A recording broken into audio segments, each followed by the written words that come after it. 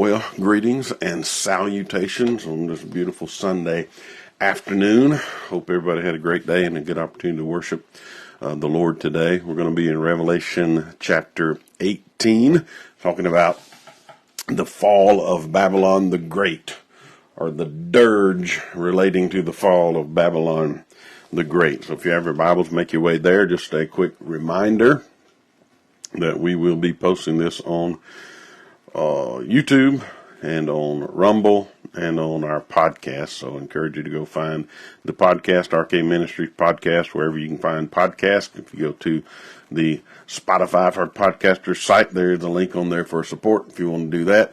But go find YouTube and Rumble as well and like both of those, follow both of those, subscribe and share those so we can increase the audience and our reach in sharing the truth of God's Word with the world that's out there.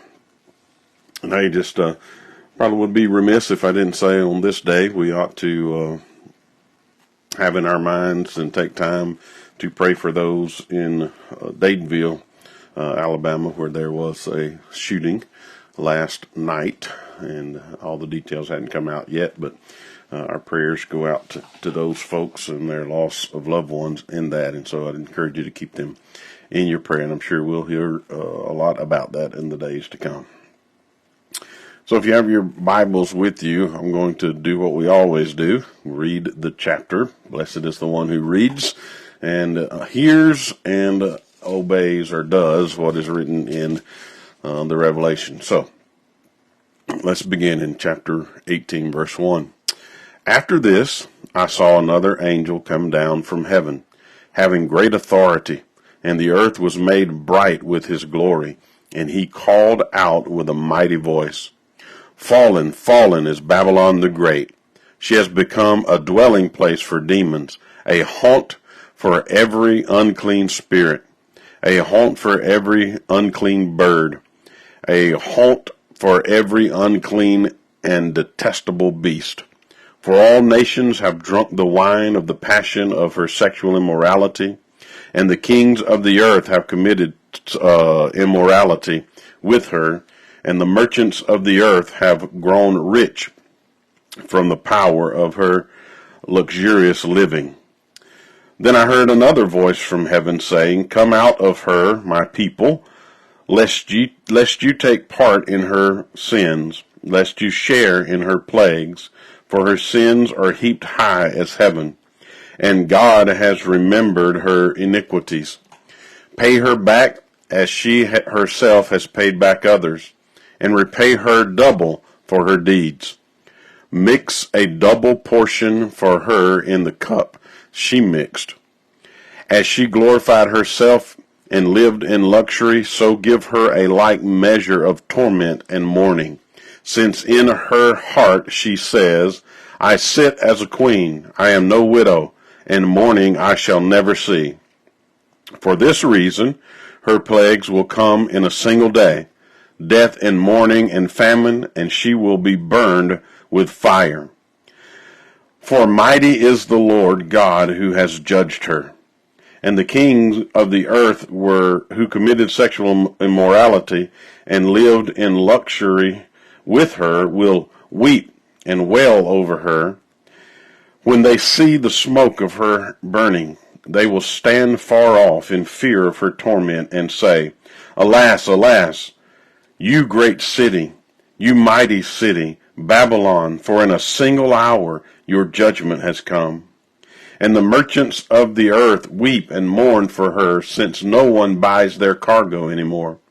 Cargo of gold and silver and jewels and precious fine linen, purples, cloth, silk, scarlet cloth, all kinds of scented wood, all kinds of articles of ivory, all kinds of articles of costly wood, bronze, iron, and marble, cinnamon, spice, incense, myrrh, frankincense, wine, oil, fine flour, wheat, cattle, and sheep, horses and chariots and slaves, that is, human souls. The fruit for which your soul longed has gone from you, in all your delicacies and your splendors, and lost are lost to you, never to be found.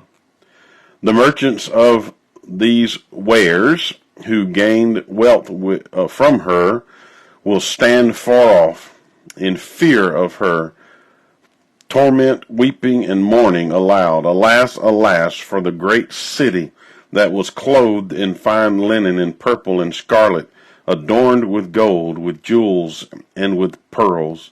For in a single hour all this wealth has been laid waste. And all shipmasters and seafaring men, sailors, and all whose trade is on the sea, stood afar off, and cried out as they saw the smoke of her burning. What city was like the great city? And they threw dust on their heads as they wept and mourned, crying out, Alas, alas, for the great city, where all who had ships at sea grew rich by her wealth, for in a single hour she has been laid waste. Rejoice over her, O heavens, and you saints, and apostles, and prophets. For God has given judgment for you against her. Then a mighty angel took up a stone like a great millstone and threw it into the sea, saying, So will Babylon the great city be thrown down with violence and will be found no more. And the sound of harpists and musicians of flute players and trumpeters will be heard in you no more. And a craftsman of any craft will be found in you no more. And the sound of the mill will be heard in you no more. And the light of a lamp will shine in you no more. And the voice of bridegroom and bride will be heard in you no more. For your merchants were the great ones of the earth, and all nations were deceived by your sorcery. And in her was found the blood of prophets and of saints and of all who have been slain on the earth. May the Lord bless the reading of his holy word. All right, so Romans, I'm still thinking of this morning. Revelation chapter 18.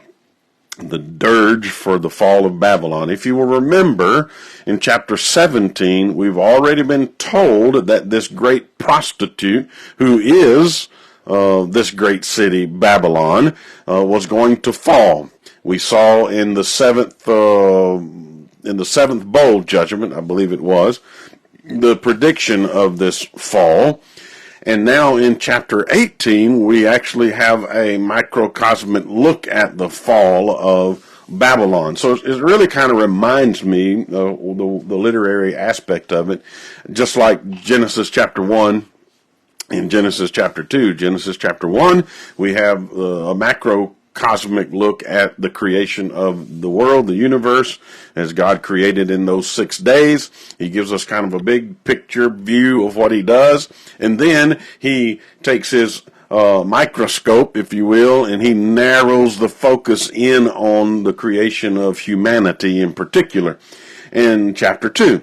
And so that's kind of what's happening in Revelation chapter 17, chapter 18. Chapter 17, we have the broad picture of judgment, the wrath of God. And again, we're coming at it from a recapitulation aspect where we're being told from God the same story through John in a repeating sense. In all these visions, they're really telling us the same story, just from different perspectives. And so we see the same thing here. It's just a little bit of a different view, a different angle of this fall of Great Babylon.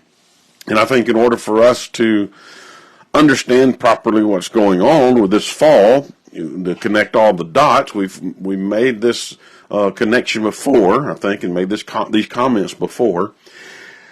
Babylon, this prostitute, this city, if you will, ultimately represents the world system, the spirit of this age under the influence and control of the great serpent, the dragon, Satan himself.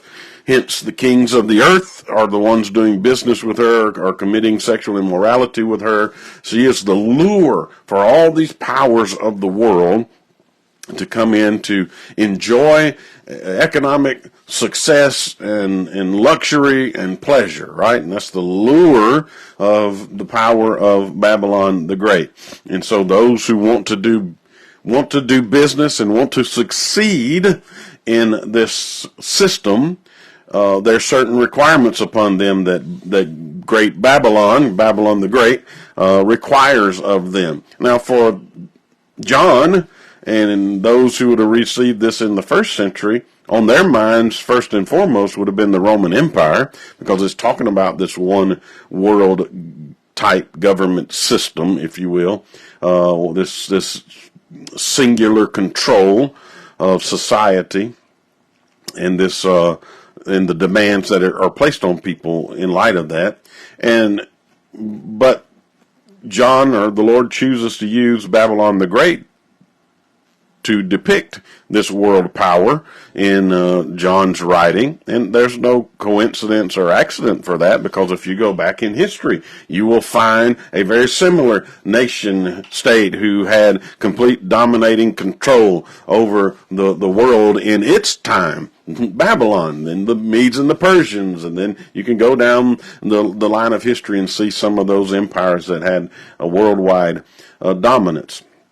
And so that's really the underlying picture. You remember, Revelation is a picture book, not a puzzle book. That's the underlying picture. Is there is this consummate, never-ending control of human society by the spirit of this age that is ever increasing and trying to consistently gain control of the hearts and minds of as many human beings as possible.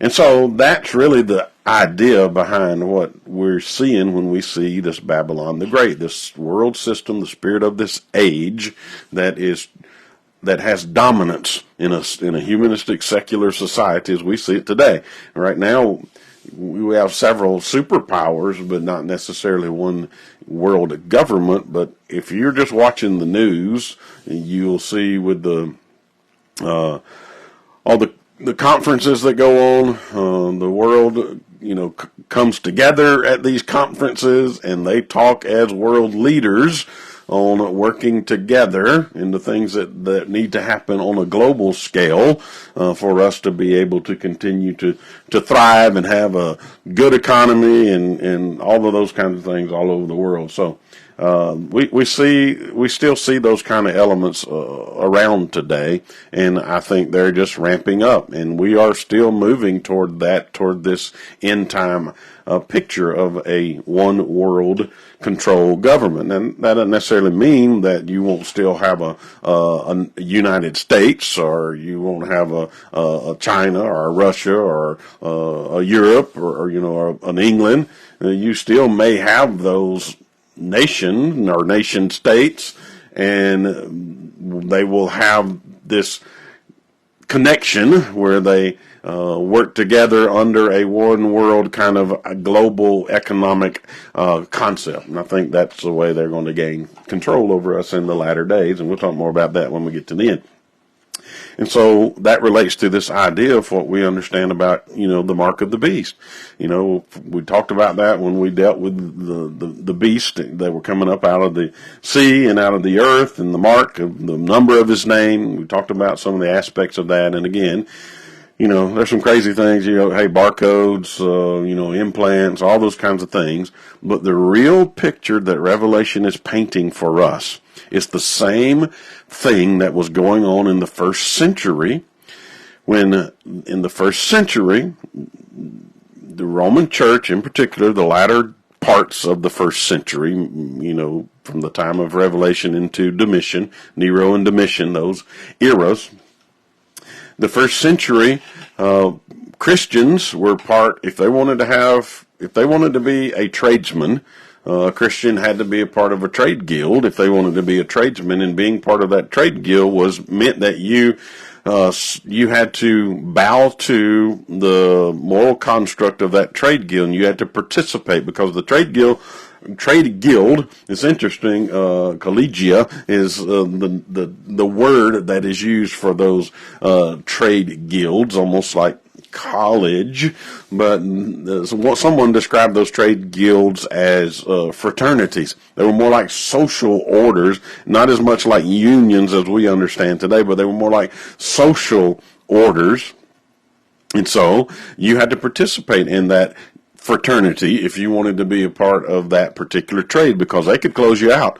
You could not be able to gain any business if you were in that trade and you didn't participate in their guild. And one of the things that had to happen for you to participate, and it ramped up during Domitian's time, one of the things that had to happen is you would have to, as a Christian, you got to say Caesar's Lord, right?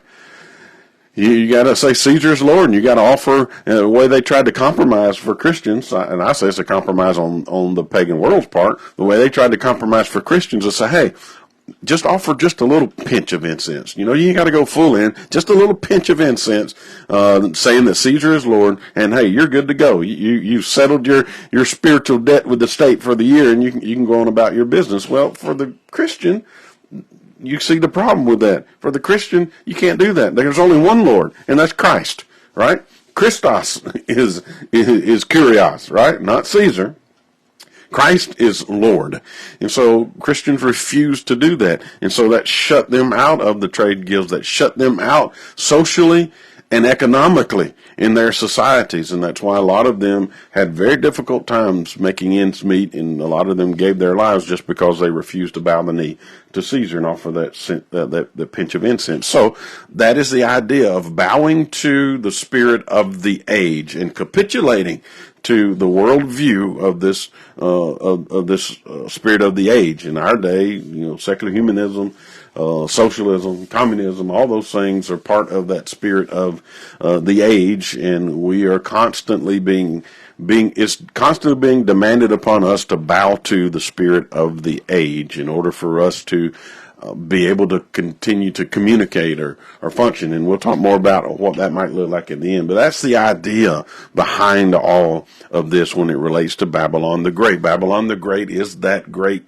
system that the spirit of the age uses to lure men and women into, and for them to bow to this spirit of the age in the name of security and peace and economic security and peace in their life. And how many times we hear that, right? The political system, it's the economy, stupid, right? So how many times have people voted just to, hey, we'll put a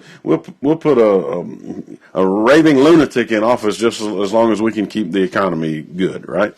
So we got to think about all those things, and it's all part of this great spirit of the age that's trying to allure us in. All right, so let's go through this text right quick. All right, the first section is really verses 1 through 8, and these are it's the dirge for the fall of Babylon, and you got two sections of this 1 through 8, verses 1 through 3, and then 4 through 8. 1 through 3.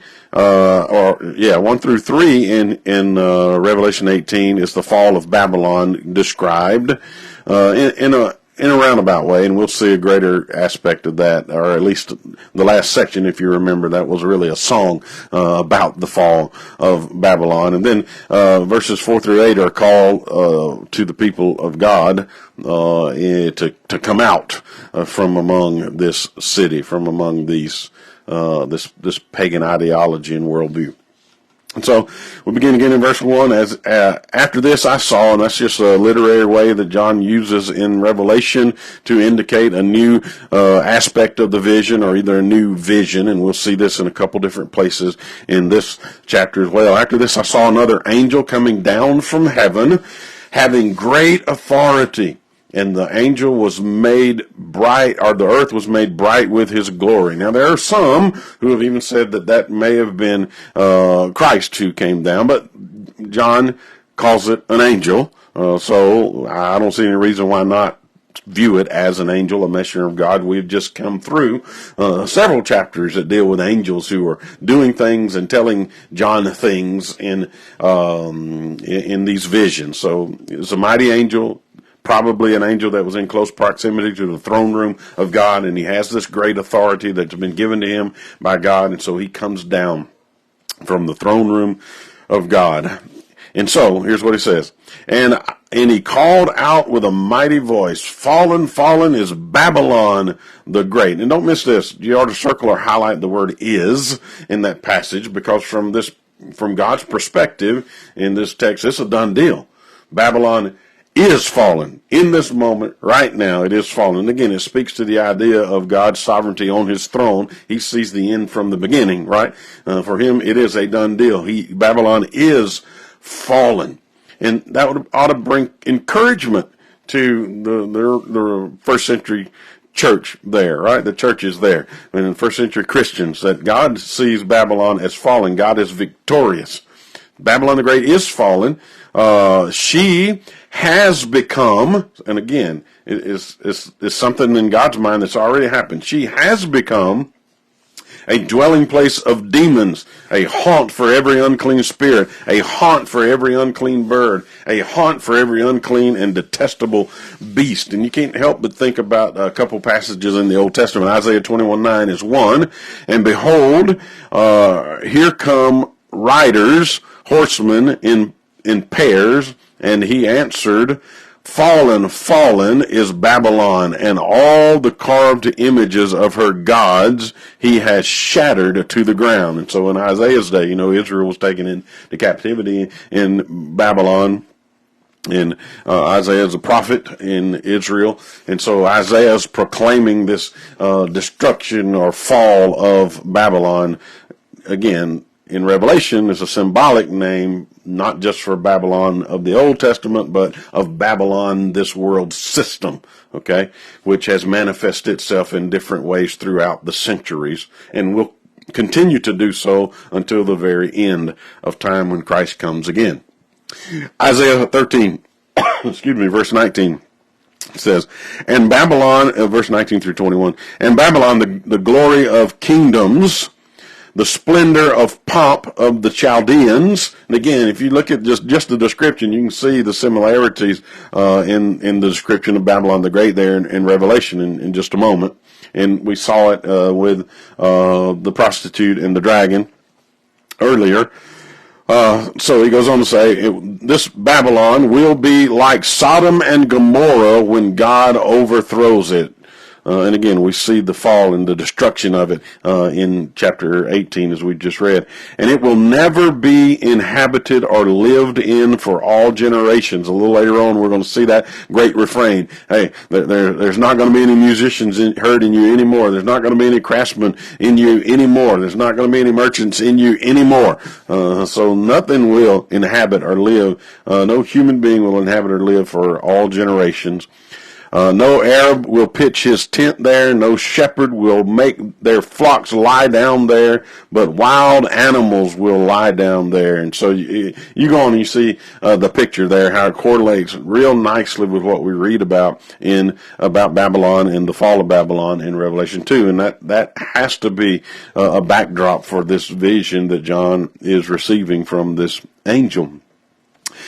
And then verse 3 says, for all nations, and again, don't miss that. That's another phrase that I highlighted, all nations. And for some reason, we think that the nation of America is exempt. But let me give you a heads up, if you hadn't noticed as a Christian. If you just watch the news, you can see how the leadership of this nation and at least 50% of this nation has bowed their knee to the spirit of the age, and they are demanding the rest of us bow our knee to the spirit of the age. And so it is all nations, right, have drunk the wine of the passion of her sexual immorality, and the kings of the earth, again, all the political leaders, rulers in this world, the kings of the earth have committed immorality with her. Now, when it talks about immorality, obviously this is a figurative language in this idea. And if you think about it from an Old Testament context, the Lord always talked about Israel in their immorality. And their immorality was that they went after foreign gods. They went after, it was idolatry. That was really underlying that symbolic use of the term immorality when it related to the nation of Israel. So the same idea is going on in this passage that is talking about these nations, these kings. They have bowed down to this paganistic idol worship, if you will. of the spirit of this age. And again, hey, if you don't think idolatry is a real thing, all you got to do is look out at this world. Right now, we're going through what I think is the epitome of idolatry, and that is idolatry of self, where we think we are God, and God is either doesn't exist, or if he did, he's just really bad at what he does, and he makes a lot of mistakes. And that's what's going on in our culture today. So either we try to make a God in our own image, or we just reject God altogether as a people, as a society. And so idolatry is a very real thing in our world today. And so he goes on, it says, and the merchants, so you got the people, the nations, you've got the kings, the political leaders, and then you got the commerce, the companies, the merchants. All of them have committed spiritual immorality with this woman, Babylon the Great. It says, all the merchants of the earth have grown rich from the power of her luxurious living. And so they've accepted the tenets of the spirit of this age in order to profit and benefit and satisfy their pleasures, right? Now, I get it. All of us, to some degree, are involved in the commerce of the spirit of the age, right? Because we have to buy and sell and live and eat and manage our households, right? But there's coming a day, and we'll talk more about this at the end, there's coming a day which is going to be more and more difficult for those who are followers of Christ, those who are believers, Christians, to be able to continue to enjoy the normal, natural benefits of a prospering economy. And we'll talk about how that may happen at the end of this, okay? And so here's a couple things that you and I need to remember, that God's going to call his people to come out in just a moment. In other words, don't bow your knee to the spirit of this age. That does not necessarily mean you don't live and interact in the society, but you don't cave in to the spirit of this age just so you can satisfy the pleasures of your life and even benefit and profit economically. You bow the knee to Christ, and then you stand firm on your decision to bow the knee to Christ, whatever the consequences may be. I get it. Living in the 21st century in central Alabama, that's easy preaching and hard living, right?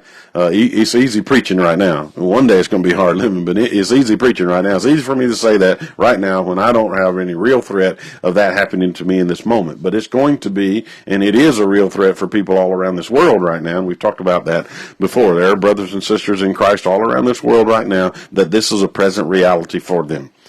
And for you and I, we are in the oasis of this place called America, which is quickly collapsing around us if we don't stand firm on our Judeo-Christian values upon which this nation was founded. So a couple things. Revelation 2:9 through 10 is a warning about just that if you refuse to bow, then these are things that could happen to you, and this persecution may come to you.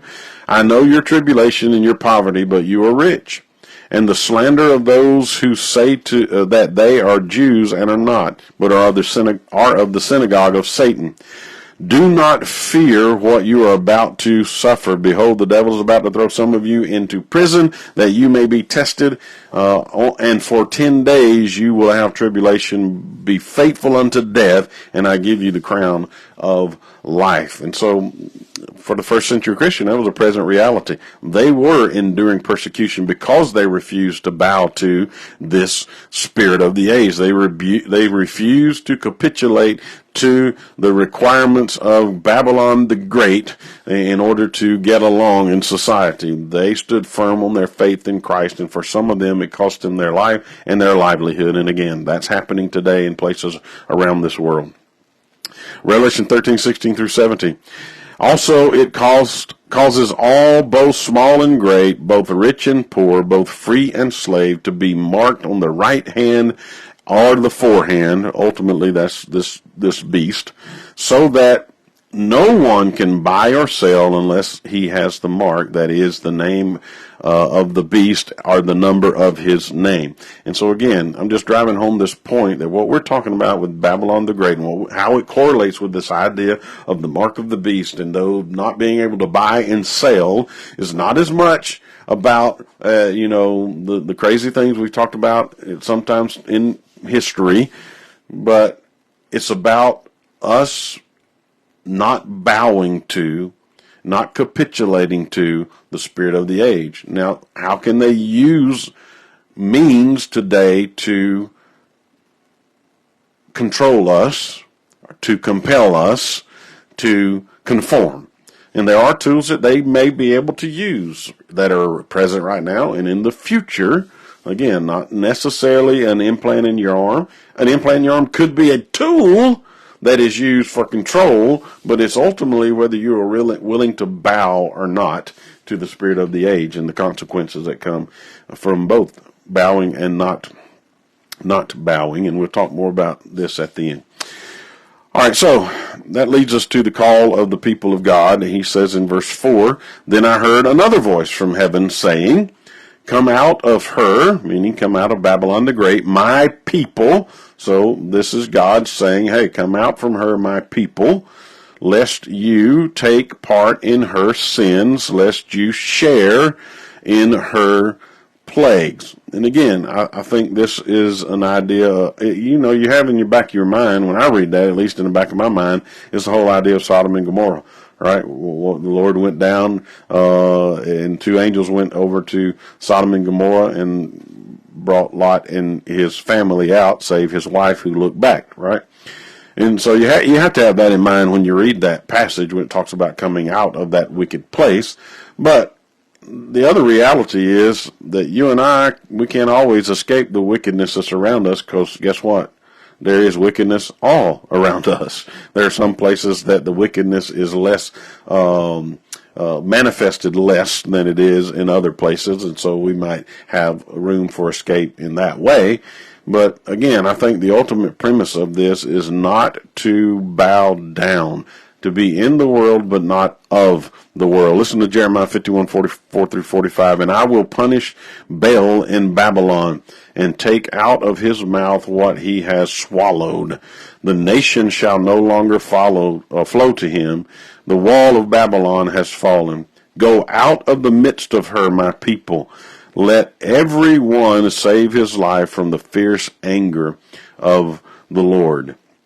And so again, there's this idea of some sense of security and safety from the wrath of God. And we've talked about this before. Revelation, we're all worried about it with the tribulation period, right? In this supposed 7 years of literal tribulation, hell on earth, if you will. And the church not being here, God's going to snatch us out of there. But there are other places that we've already read in Revelation where, just like the woman in the dragon, where the dragon was trying to snatch up the woman's child, and the woman is carried to safety in the wilderness and is kept safe there. And when you think about places like Exodus, when Israel was in Goshen and the plagues came upon Egypt, and the plagues on Egypt didn't necessarily touch the Egyptians in Goshen, save the 10th plague, which was a plague that pointed to the redemptive work of Jesus Christ, so dealt with the firstborn and people having, again, we can make a message on that about being secondborn, but that plague had to do with redemptive history and them being obedient to God in applying the blood, if you will, of the lamb there. But that's the only plague that impacted them. The others didn't. God protected them in the midst of the judgment he was pouring out on Egypt. And then you can't help but think about Noah and the ark. And because what happened? Well, 8 people went into the ark. God shut the door, and God saved them in the midst of his judgment, because the ark was on the water that was used to judge the world. So in some sense, God is talking about saving his people in the midst of this judgment that has come, not his people not enduring or suffering the wrath that he's going to pour out on this world. And there is places of safety to go, or carrying out, I guess. We'll know more about that when it happens, I guess. Listen to what Mount says. Mount says the persecuted church has always faced the temptation to compromise with worldliness and thus ease the tension of living in a hostile environment. And again, his idea is that's what this is talking about, living in this hostile environment. Separation is the order of the day, sometimes physical, always ideological. And again, I think that is the reality for most believers right there, because we have to understand there are people around this world, even today, like we already said, they don't have the economic means to leave the situation that they're in. And so their escape is ideological. They always separate themselves ideologically, but that saves us from the wrath of God, but it doesn't save us from persecution and tribulation. And nowhere in the Bible do we learn that Christians will be safe from persecution and tribulation. As a matter of fact, we've said it a number of times already in Revelation. When John wrote this, he began the book by saying, I'm your partner in persecution and tribulation and the endurance of the saints. So, persecution, tribulation is a present reality for many believers, and God is calling us to be in this world but not of the world. Don't bow our knee to the spirit of the age. Verse 5, for her sins are heaped high as heaven.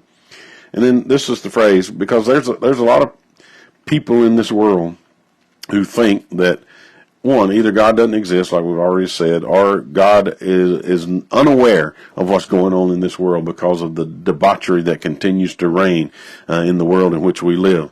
But listen to this phrase. Verse 5, for her sins are heaped high as heaven, and God has remembered her iniquity. It's not that God doesn't know about the iniquity that's going on in this world. It's not that God is not aware of the sinfulness that's going on in this world, or the sinfulness that's in your life or my life. God is very aware of it. God chooses in His time and in His way when He's going to bring judgment on sin. And so in the case of great Babylon the Great, He has remembered her iniquity in this chapter, and He is bringing judgment on her. And we saw this already, Revelation chapter 16, I think it was, we saw this idea of God's pouring out His judgment on Babylon the Great. And now in chapter 18, we're seeing the fulfillment of that and what that looks like. And he goes on to say in verse 6, pay her back as she herself has paid back others, and repay her double for her deeds. Mix a double portion for her in the cup she mixed. As she glorified herself and lived luxuriously, so give her a like measure of torment and mourning, since in her heart she says, I sit as a queen. In other words, I'm in charge. I'm large and in charge. I am no widow. In other words, I will not die. I will live forever. And mourning I shall never see. Kind of reminds us of old Nebuchadnezzar out there on the rooftop, right? Look at what all I have done. How great am I, right? And God put him in his place. Well, God's putting this world system in its place in Revelation chapter 18. Verse 24, we're going to see that she has in her, we saw already she was drunk with the blood of the saints. Verse 24 in a little bit says she has shed the blood of the prophets and the saints. Give her the full complement of God's wrath. Verse 24 didn't say that, but that's the implication of this passage. Because of what she has done, give her the full complement of God's wrath. And you remember, there's another passage, I forget, it's earlier in Revelation, could have been last chapter 4, it talks about drinking all the way to the dregs in the cup of God's wrath. There's not going to be anything left. God is pouring out His unmitigated wrath on great Babylon, this world system. Then verse 8, for this reason, her plague will come in a single day. And again, the idea behind that is immediately, quickly, astonishingly fast. Okay? And that's why we see in just a moment when we read all of these dirges from these different groups of people that they are amazed at how quickly the demise of this great city came. And we look into the world today and we see all the superpowers and all the money, and all the power and all the prestige. And you think, how in the world could they fall? Well, God is reminding us that they could fall in an instant because God is in control. God raises up nations and God puts them down. And so her plagues came in a single day. Death and mourning and famine. All the things that she said wouldn't happen to her has happened to her by the hand of God. And she will be burned up with fire. For mighty is the Lord who has judged her. And don't forget that. This is God's judgment. God will judge the wickedness that's in this world. God will judge this world system. God will judge Satan and the beast and the prophet. God will judge and rectify all that the curse brought on this earth, the curse of sin brought on this earth. God will judge. And here's the reality. There are people today who are going to die this evening, who are going to die tomorrow, who are going to die this week, who are going to go and stand before this same God who judges wickedness. And when they stand before him because they refuse to bow their knee to God in this life, they will face the wrath of God just like great Babylon the Great here is facing the wrath of God. So that behooves us as followers of Christ because we know what's going to happen. We know the final destiny of those who refuse to bow the knee to Christ. It behooves us to share the reason for the hope that lies within us. It behooves us to share the gospel of Jesus Christ to a lost and dying world. If we believe any of this is real, then we ought to be championing this message every day of our life because there are people dying every single day. And so we move to the next section, really verses 9 through 20, and there are really three different dirges, if you will, from kings and merchants and sea, the merchants on the earth and then the merchants in the sea. All of them are impacted, and you can see the picture that's being painted of all of those people who have been impacted and bowed their knee to this great Babylon. Those who have political power, they have bowed their knee to this world system, to the spirit of this age. Those who have the companies, right? Who build things and create things and sell things and keep the economy running, they have bowed their knee to the spirit of the age. Those who bring those goods to us from international waters. This is not just a one nation idea. This is a global surrender to the spirit of the age that the Bible is picturing for us in Revelation chapter 18. And every one of them are so intrinsically linked to great Babylon that they are astonished and in mourning when judgment comes to this spirit of the age and this world system that they have so linked themselves to. And so we get into these dirges, verses 9 through 10, the dirge of the kings, and the kings of the earth who committed sexual immorality and lived luxurious with her. Again, the political powers of the world. They weep and they wail. Well, it's that great, anguishing over the loss of a loved one, if you will, a funeral dirge. It says, over her when they see the smoke of her burning. But listen, they don't go to her rescue. What do? In all of these cases, the same terminology. They stand far off and they fear. In the fear of her torment, they see the judgment that's coming upon her, and they are astonished and afraid of what's happening to her. And then they sing this dirge, alas, alas, you great city, you mighty city, Babylon, for in a single hour, and that's gone from a day to an hour, right? So you see the symbology of time in Revelation. A while ago we had a day, now it's an hour. It's not about the literal nature of a day or an hour. It's about the imminence of it, the quickness of it, how it is quickly overtaken great Babylon. And listen how they describe Babylon. You great city, you mighty city. And the implication is, how in the world could this happen to great Babylon so quickly? None of us expected this to happen to great Babylon so quickly. So, your judgment has come. And so here's what Mount says about these kings of the earth. These kings of the earth represent the bankruptcy of an arrogant existence which believed that it was secure because it was living in a perverted political order. Now their fortunes have changed because Babylon the Great has fallen, right? And they stand there weeping. Isn't that what's going on in our world today? That's the number one thing we're so worried about, right? It is peace and comfort. You just leave me alone. As long as the economy is good and long as I feel safe, then you do whatever you want to do. The world can go to the hell in the handbasket as long as I have enough money to make myself happy and take care of my family, and I feel secure where I'm living. You do whatever you want to do, right? Isn't that what the world is really saying to us? Except for Christians. We can't do whatever we want to do or say whatever we want to do, right? But the rest of the world can. But even Christians, isn't that how a lot of Christians feel?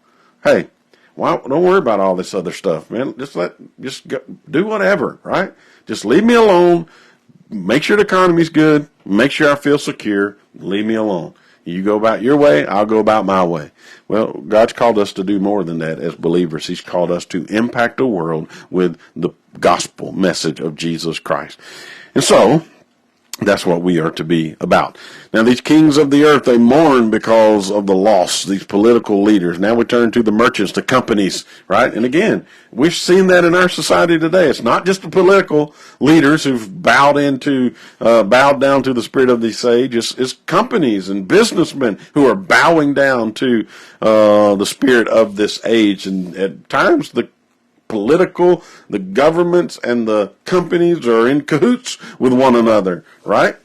And so you have the makings of what people are saying that conservatives are doing, and that's we're fascist, right? Well, fascism is going on right now, even with Democrats in control of places, right? Because companies and governments are coming together and functioning as one entity, if you will, or at least functioning in unison. And we'll talk more about that as we get to the end of this thing again. All right, the dirge of the merchants. And the merchants of the earth wept and mourned, same amount of grief and mourning for her ascents. Why? No one buys their cargo anymore. Her economy has collapsed. She's under judgment. They have no means to sell their goods and their wares. And then there's a big list of things that are sold there, and it just depicts all the attributes of life and how everything that could touch our life that's sold and bought and sold there. And we won't go through that whole list, but I thought about this last phrase in that list right after horses and chariots at the end of verse 13, and it says, and slaves. Now the ESV chooses to render it that is, or in other words, these slaves are human souls. Some translations may render it differently, whereas you have slaves, and then you have what the ESV renders human souls. And some people make a distinction in that the slaves were those who were more like people who would be still sold, I guess, but would have been working in houses and in the fields and those kinds of things like that. Whereas these human souls may have been, as Mounts puts it, that's like an old Hebraism or a Hebraism that relates to it, is that they're like human livestock. In other words, they were sent into the arenas for battle to face animals or face gladiators or what it is. They had no value to anyone other than the entertainment value they brought from being slaughtered in those arenas. Now, I don't know which is the case in that the ESV seems to think, or who the translators of the ESV seem to think these slaves and these human souls are one and the same, and that's how they translate it. But either way, whether it's just slaves in general or you make that distinction between the two categories we talked about a moment ago, it still shows the disdain for human life that permeates the spirit of this age. And don't think that's not a present reality today. And one of the greatest slave trading aspects going on today are those that are being traded into sexual slavery. And Yaku Buyans, if you don't know that name, you ought to get familiar with that name. You ought to go Google him and find him. He works very heavily with sex trafficking. Not that he does it. He works against it, to eradicate it, to help rescue people from it and make people aware of the danger of it and what's going on in our society. But it's a very real and present danger in our world today, not to mention other aspects of slavery that still go on around the world today. All right. And, you know, if you want to think about the other aspects of human life that we degrade and denigrate, just think about, you know, abortion and the 60 million babies a year that are slaughtered, out 99.9% out of preference. Anyway, another topic for another day. But we see inherent, that's why I think James White's the first place I saw this. Dr. James White, the Alpha and Omega Ministry, is the first place I saw this phrase used, the culture of death. That's what the spirit of this age is all about. It is the culture of death. And again, another topic for another day. But you see that pictured in this language about the cargo that was on these ships. Verse 14, the fruit for which your soul longed.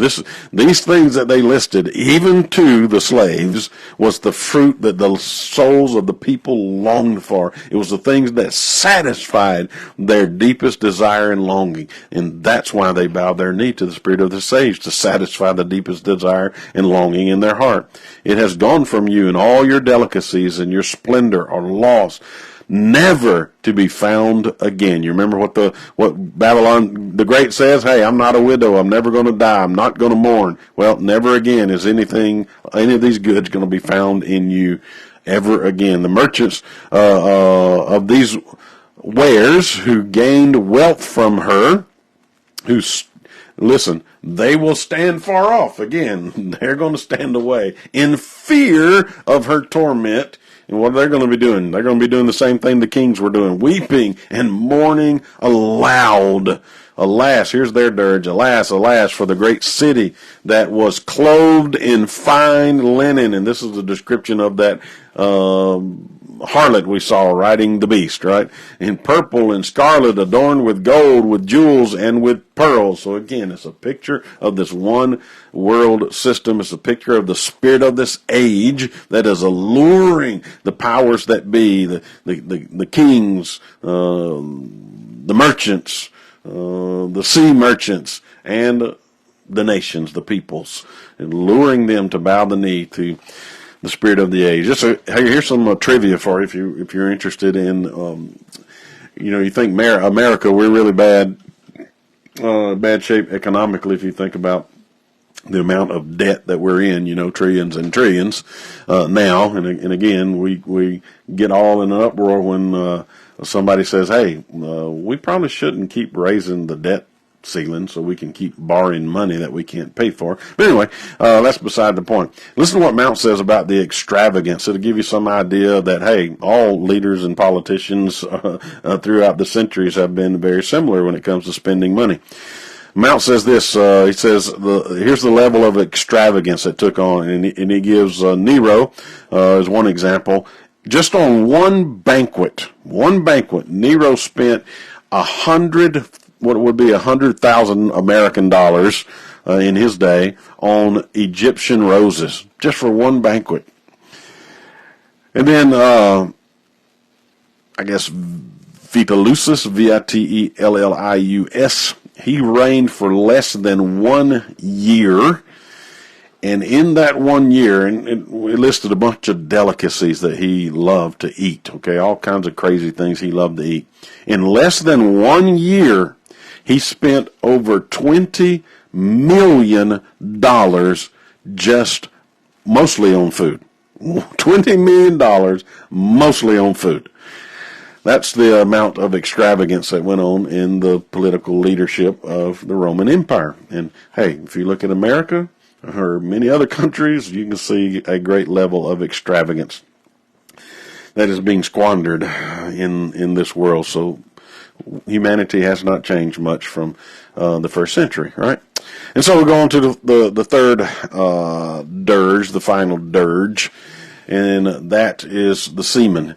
For verse 17, for in a single hour, again, in an instant, all this wealth has been laid waste. None of this wealth and none of this power means anything anymore, because God brings it down, right? All the shipmasters and seafaring men, sailors, and all whose trade is on the sea, guess what they did? They stood far off, and they cried out as they saw the smoke of her burning. What city was like the great city? You see the astonishment and the amazement. How can this be? How can this great city go down so quickly? Verse 19, and they threw dust on their heads as they wept and mourned. And here's their dirge. Alas, alas, for the great city where all who had ships at sea grew rich by her wealth. For in a single hour she has been laid waste. Man, you're talking about the power and sovereignty of an almighty God. Can you imagine to a first century Christian who was receiving this revelation from Jesus through John, and they were reading this, and they had in their mind the context in which they lived, the Roman Empire, and they saw the vastness of the Roman Empire, their political power, their military power, their economic power, and they read this, because in their mind, there's nothing greater than Rome. And Rome has its thumb on them, and that pressure is ever increasing on the church in the first century. And then they read this, that God is going to bring down this great Babylon. Symbolic to them of Rome, most assuredly. God is going to bring down this Roman Empire. God is going to bring down this spirit of the age. No matter what it looks like right now, you need to understand in an instant, God is going to bring them down. And God is going to vindicate you, and everything that they have done to you is going to be done to them as God pours out his judgment upon them. What an encouragement to believers to persevere to the end, knowing that they have a God who is victorious. And that leads to verse 20, and it changes the whole mood changes here. This is a call for rejoicing over the destruction of Babylon. Look at verse 20. Rejoice over her, O heaven. The heavenly host. Rejoice over her, i.e. that God has brought judgment upon her. And rejoice over her, you saints and apostles and prophets. Now we know that is the inclusion of all saints, all apostles, all prophets. Some people try to limit that to just the heavenly saints and apostles and prophets who had already gone on to be with the Lord. But I think he's talking to the saints that are on the earth. And there was at least one apostle on the earth when he wrote this. Now I know in the end time there's not an office of apostleship, and I don't believe there's an office of prophet in the end time. We have pastors, elders, bishops. In that way, deacons and those who teach, we have those offices in the church. But we have saints all the way, right, to the end of history.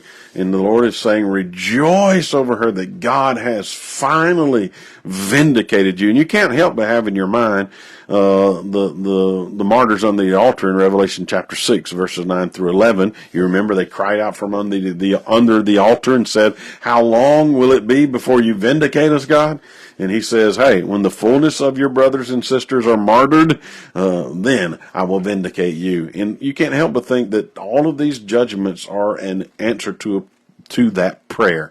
And we've kind of made that connection throughout Revelation as we've seen an angel grab fire from the altar of incense, which had was mingled with the prayers of the saints, and went up before God, and he took that fire from that altar and he slung it on the earth, and the judgments of God began to be unfolded or poured out on the wicked of the world. And so you got to think that that's an answer to that prayer. At least in your mind it is if you're reading through Revelation. And then I went back to Revelation 12:10 through 12, and I think we see, again, a hint of this same idea. Listen to what it says, and that's why this recapitulation thing is important. I think that we see throughout Revelation, we're seeing the same story unfold from different angles throughout Revelation. Listen to what we read in Revelation 12:10 through 12. And I heard a loud voice in heaven saying, now the salvation and power and the kingdom of our God and the authority of his Christ have come, for the accuser of the brothers has been thrown down, who accuses them day and night before our God, and they have conquered him by the blood of the Lamb and by the word of their testimony, for they love not their lives even unto death. Verse 12, therefore rejoice, O heavens, and you who dwell in them. And then it goes on to that, and goes on from there to remind us that, hey, while this is a picture of what's coming, we still live in the here and now and the present before that happens. Listen to what Bill says. The focus on this is about this rejoicing and this delight. He says the focus is not on the delight in Babylon's suffering, but on the successful outcome of God's execution of judgment, which demonstrates the integrity of Christians' faith and God's just character. And I agree with that mostly. I think in some sense it is a rejoicing of those heavenly beings, those saints, those apostles, and those prophets, on God judging the wicked of this world. And again, I get it. Love your enemies. But I think in that day, there will not be a tear shed for those who have rebelled against our Lord and our God. And we will rejoice in God's just judgment over those who refuse to bow the knee to God. But in the same sense, the rejoicing is more so for the fact that God is victorious, that he is sovereign, that he is on his throne. And then that leads to, I guess, the summation you can call the actual description of the fall of Babylon once again. And listen to what the angel says. It says, then a mighty angel looked up, mighty angel took up a stone like a great millstone and threw it into the sea, saying, so shall Babylon the great city be thrown down with violence, and will be found no more. And that's a refrain that we see in this last paragraph. They're going to be found no more, great Babylon. The sound of the harpist, the musician, or flute players, or trumpeters will be heard no more in you. And a craftsman of any kind, any craft, will be found no more in you. And the sound of the mill will be heard in you no more. And the light of the lamp will shine no more, shine in you no more. And the voice of the bride and the bridegroom will be heard in you no more. Now, what did the great Babylon say earlier? I'm not a widow. I'm a queen. I'm not going to mourn. I'm not going to die. I'm eternal. Nothing's ever going to happen to me. I'm on top of the world. Well, God says differently. You're going to fall, and you're going to fall hard, so much so that you will never be seen again. And we say, amen, praise the Lord, hallelujah to that. And then it finishes out with, all nations were deceived by your sorcery. Don't miss that, please. Okay? I get it. I love this country, bleed red, white, and blue, right? I love the freedom that we have. We have experienced a kind of freedom that no Christian community has ever experienced in the history of the world in our short 240 some odd years that we have been in existence as a nation. But do not be deceived. The spirit of the age is alive and well in this great nation.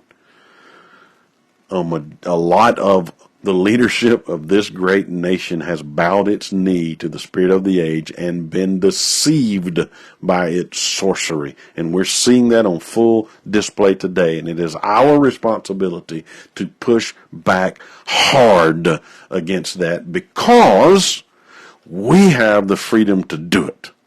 There are believers around the world that are facing more tyranny and more manifestation of the spirit of the age than we are at this moment. They don't have the freedom to push back. When they push back, they die. You and I can push back, and we must push back in this moment in which we live in this great nation. And he goes on to say in verse 24, and in her was found the blood of prophets and of saints. They martyred, right? Persecuted, killed Christians, and all who have been slain on the earth. They have a bloodlust, the culture of death, and God is going to bring judgment on them. Listen to Bill, and then I want to close with a couple issues related to how it is that this world system might be able to, in a very near future. Again, you guys know, I say Revelation is not a puzzle book. It's not meant for us necessarily to sit down with a newspaper and try to figure out where we are on the timeline of Revelation. Okay, Revelation is it's not a puzzle book. Rather, it's a picture book. It's God showing us the picture of His victory, His sovereignty, His control, His redemptive history that's being unfolded in this world. Is meant to encourage us that He is on His throne, and this is what He's leading the world to His victory over the evil that's in this world. But there are other places in the Scripture where it talks about us understanding the signs of the times, be sensitive to the things that are going on in the world around us, and be aware of how it is the spirit of the age can manipulate and try to draw us in and lure us in and gain control over us as believers and cause us to bow to the spirit of the age. Listen to what Bill says, and then we'll get into some of that. Babylon's economic system persecuted Christians, our Christian communities, by ostracizing people from the various trade guilds if they did not conform to worship of the patron deities of the guilds, resulting in loss of economic standing and poverty. Christian craftsmen were removed from the marketplace, and the common pleasures of life enjoyed in normal economic times were taken away from them. In answer, this is what it's all about. In answer to that, God will remove Babylon's loyal tradesmen forever. You see, the world is against Christ, and the world is against Christ's people. In the world, the spirit of this age is going to do everything it can to destroy us and to wreak havoc in our lives and cause us to experience pain and misery and suffering. But what's God going to do? God, even if we do endure some of the persecution and tribulation that this spirit of this age brings, God is going to judge them eternally for it. And God is going to rectify and vindicate. He's going to rectify the evils in this world, and He's going to vindicate His children for the evil that was perpetrated against them, and vindicate them for their faith. Now, I was thinking about how is it if we do take a minute and look at what's happening in our society today, how is it that we could be lured into or manipulated into bowing to the spirit of the age under the fear of losing our economic ability to survive in this world? And there are two things, at least, three things that are really happening that I think will ultimately converge one day. And again, it's not anything new to me. It's just things that I've heard and read and listened to over the last year or so. And so many other people have seen these threads long before I did, but I think they're legitimate for us to be looking at. And it's coming down the road. Okay, I believe that these three things will converge at some point in the near future and begin to apply the pressure on those who are believers, okay, in Christ. So, one, if you don't know this term, you need to know it. It's called CSR. It's an acronym, rather. If you don't know this acronym, you need to know it. CSR. CSR, and these are things that have been around for a while. They're just starting to come to the forefront because the timing, I think, is right for them to become a real relevant part of the economic history as we know it today. CSR, corporate social responsibility, or some people say it's the social impact of a corporation. Now, this is a definition that came from a real entity, all right? It is from the UK. It is called The Giving Machine, and you can find that link, that website. Go Google it, find The Giving Machine, and on their website, this is what they say CSR refers to. It refers to the efforts made by a company to improve social and contribute towards sustainable development. So you can already hear the underlying language of global warming, climate change in there, right? Also known as corporate conscience or corporate citizenship. CSR describes initiatives run by a business to evaluate and take responsibility for their impact on a number of issues ranging from human rights to the environment. So already you see how CSR can impact a company, can compel a company, how people can use this concept and this language to compel a company, say like Anheuser-Busch, to give a endorsement to a dude who's pretending to be a woman, right? So that they can impact human rights, in particular trans rights, because this dude who's pretending to be a woman is considered to be part of the transgender movement, right? And so you can see how this CSR is a way that companies may feel some pressure from certain entities in order to conform to the spirit of the age. And then obviously the environmental side, the climate change, the whatever, they finally come up with the term I think they're going to stick with, climate change. It took them a while, right? Because it was global cooling for a while in the 70s, right? We're all going to freeze to death. Then it became global warming. We're all going to burn to death. And now, because neither of those happened, and the world, the solar ice caps didn't melt completely, and the sea didn't rise 6 feet or whatever it was Al Gore said they were going to rise. By the time he said they were going to rise, they had to get a different term, climate change. Okay, that can incorporate whatever's happening in the climate. That's another, I don't want to get off on that rant. But you can see how these things can impact these companies to do certain things and act certain ways and impact the culture of that company. So here's what they go on to say the purpose of CSR is. The purpose of CSR, remember, corporate social responsibility, is to encourage businesses to conduct their companies in an ethical manner. The question is, who decides the ethics, right? Right now, what are the ethics in our country?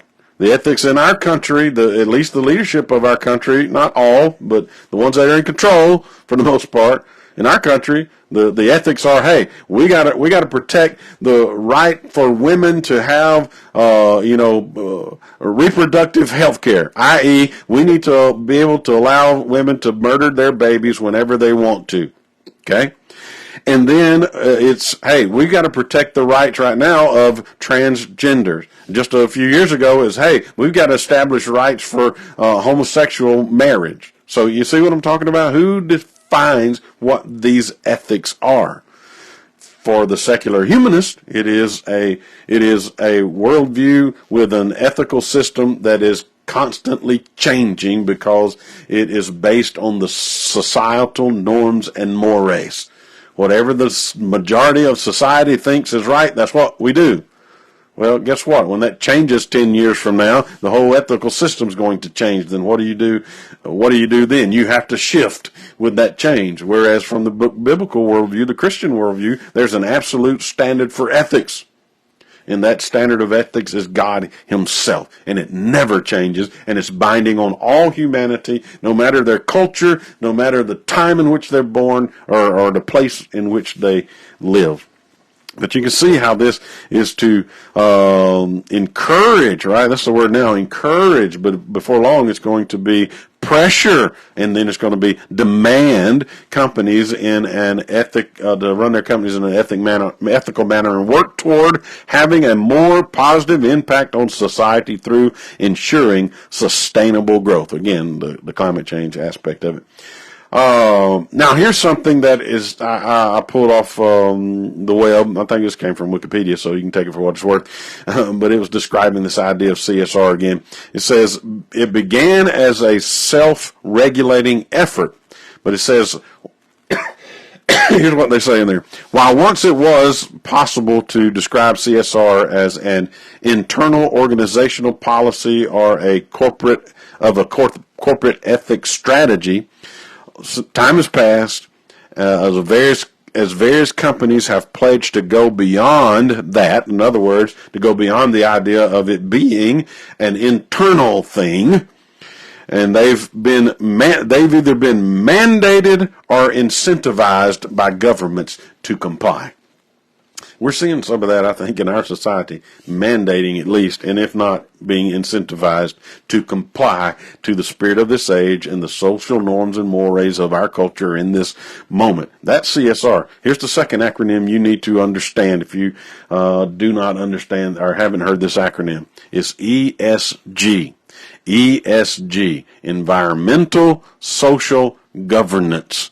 Environmental Social Governance. So you already see how these two can relate just by the names, right? In the description of CSR. And environmental, it's everything you think it is. Environmental deals with how a company works and functions in light of global warming activists. Are you doing all you can to go green, right? To reduce your carbon footprint, to mitigate climate change? Are you running your company in that way? Social aspect of it, again, it has the same thing. The same idea of the social aspect of CSR is: are you running your company in a way to maximize the rights of your employees, your suppliers, your customers, and your communities as it relates to social issues, right? Are you on, in other words, it's a way of saying, are you on board with us in these social matters of the day? I.e., the alphabet mafia. Are you on board with us in making sure that we magnify the rights of this particular group of people? And then the governance aspect of it, again, it's the idea of them governing themselves and being open and transparent about what they pay, in particular their leaders, right?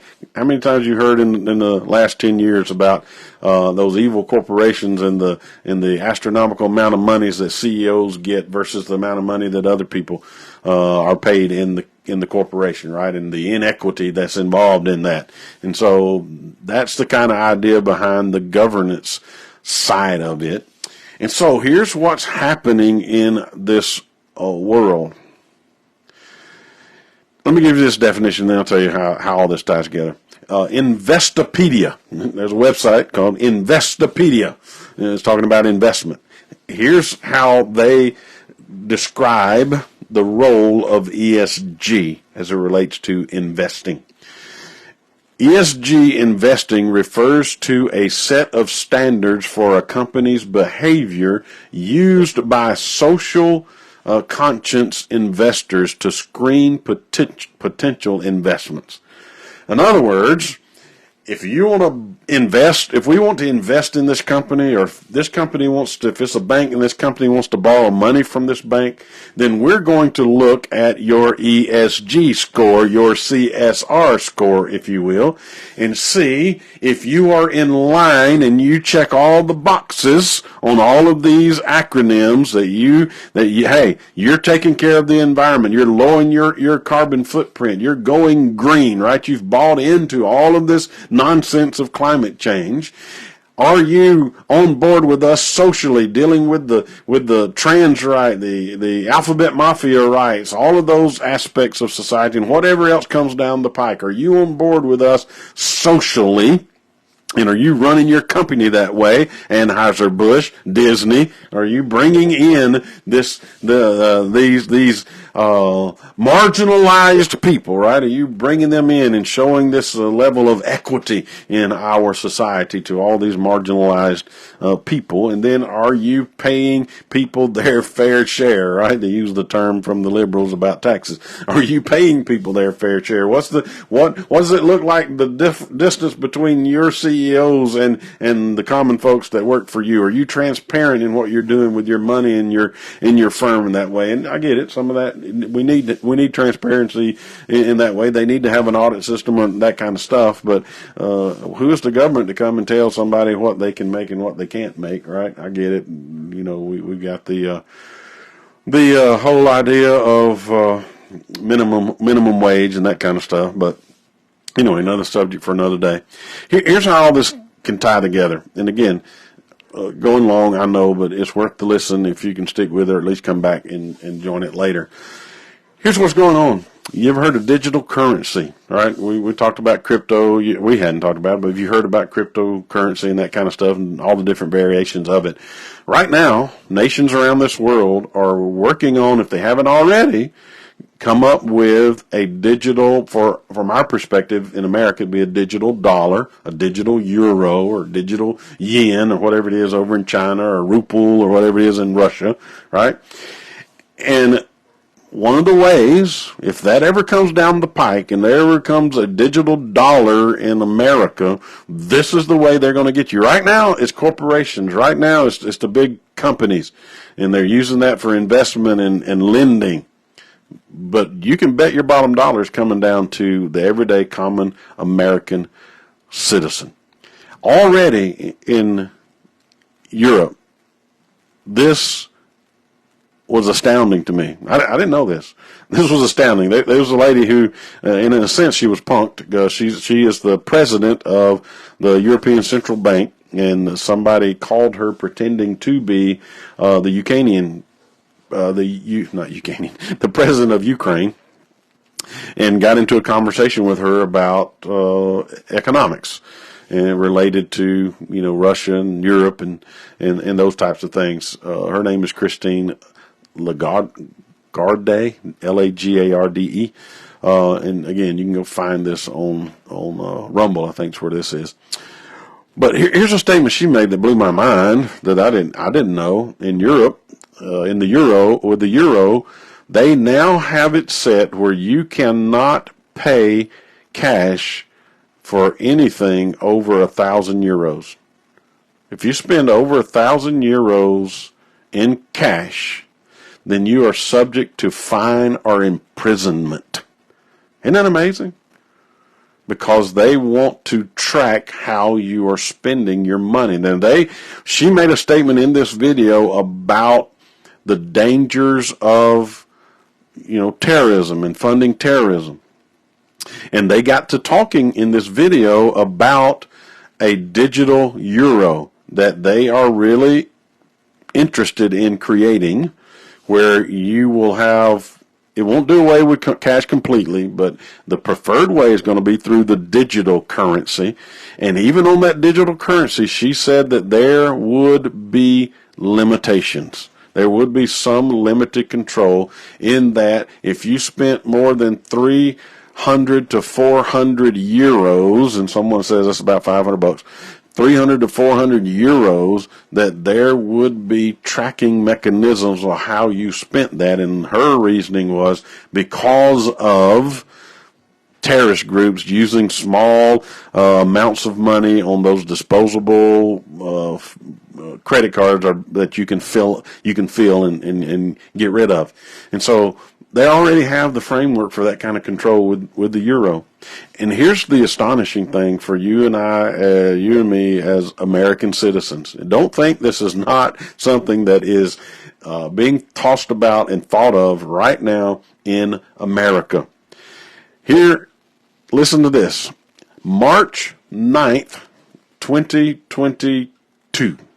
March 9th, 2022. I believe that's the date. You can go check me and see if it's 2022 or 2023. I got 2022 in my notes. This came from whitehouse.gov. Executive order on ensuring responsible development of digital assets. Now I want to read to you a portion from section number 2, letter C. Okay? You can go look this up on whitehouse.gov. The United States must ensure appropriate controls and accountability for current and future digital asset systems to promote high standards of transparency, privacy, and security. Sounds good so far, right? Including through regulatory, governance, and technological measures. So in other words, we're going to make regulations, we're going to have auditing and transparent systems, and we're going to use technology to do it. That counter illicit activities and preserve or enhance the efficacy of our national security tools. Don't miss the language.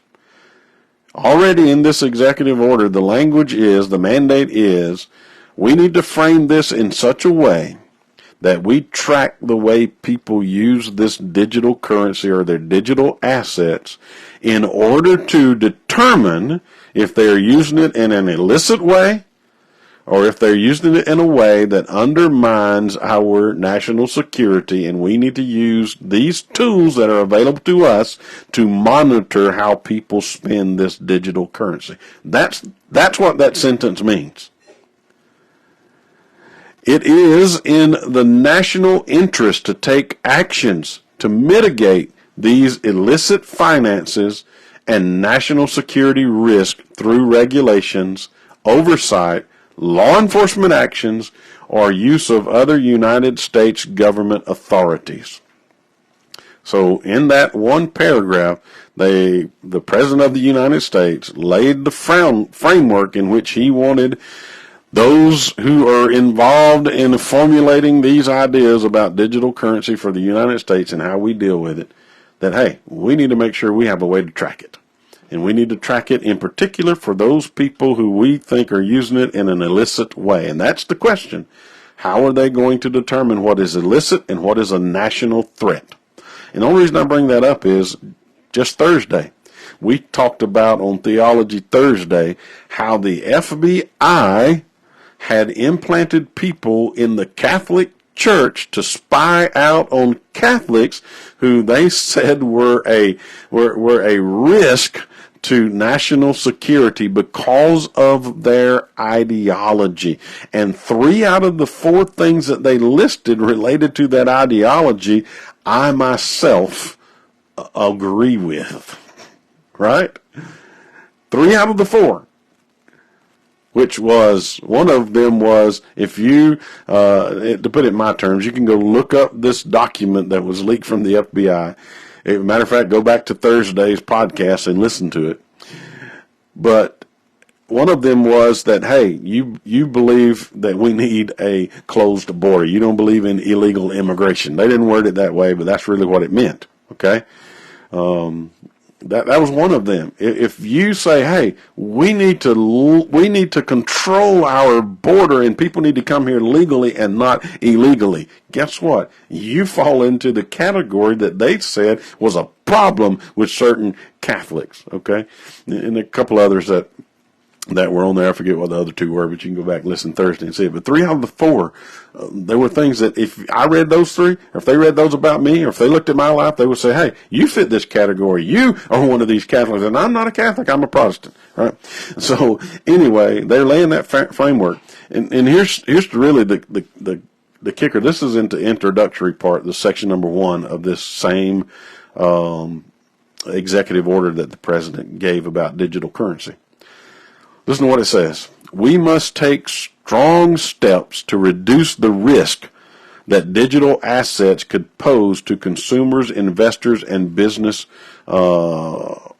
protections, financial stability, and financial system integrity, combating and preventing crime and illicit finance, national security, and get this, the ability to exercise human rights. What kind of rights you think they're talking about? I'm fixing to tell you what they're talking about. Look at the next, you can't see it, but listen to the next 2 phrases. Financial inclusion. In other words, again, the equity, the marginalized people, that they have this group of marginalized people that don't get a fair shake. We got to make sure we use our companies and our assets and our money, right, to bring about, guess what the next word is? Equity. Equity. You know what equity is? It's equal outcome is what they're looking for. Not equal opportunity, equal outcome. And climate change and pollution. So you see how ESG is already in this executive order. CSR is already in this executive order. That is the framework that they're looking at this digital currency on. And if this ever comes down and we move from and it probably won't be all at one time. It'll be an incremental thing like all of this is. It's always incremental, right? It always leads to a bigger issue in the end. But we start out slow enough that people are not razzled by it, right? Like the frog in the kettle. It doesn't bother us too much.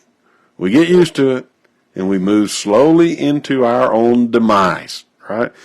If this comes to fruition, you can bet your bottom dollar that they may not call it ESG anymore, they may not call it CSR anymore, but they're going to have a way that they will track your digital currency. Not just the big corporations, not just the investors, but your personal finance and my personal finance, and they will see if you line up with their ESG and their CSR standards. And if you don't, they will either penalize you. Maybe they don't like what you're buying with your money. You can't buy that anymore. Maybe they don't like what you said on social media. Then you have no money for this month. I don't know, but they're going to have a way to track it. And that could be a way that they could force you to offer a little pinch of incense and bow your knee just so you can get along and feel secure and safe and economically stable. And for the Christian, it'll be a hard thing to do. Hard thing to do. You and I need to be looking at the signs of the times, and we need to be sharing our convictions, and we need to be sharing with the world the only truth that will change the culture in which we live, and that is the gospel of Jesus Christ. That's my spiel for today. Hey, it went really, really long, I know. I don't even know how long I went. But hopefully it was encouraging to you. If it was, share it with somebody. Share it with somebody who you don't listen to this podcast. Share it with somebody, and let's get the word out as we continue to try to advance the kingdom of God. So until next time, may the Lord bless you and keep you and cause His face to shine upon you.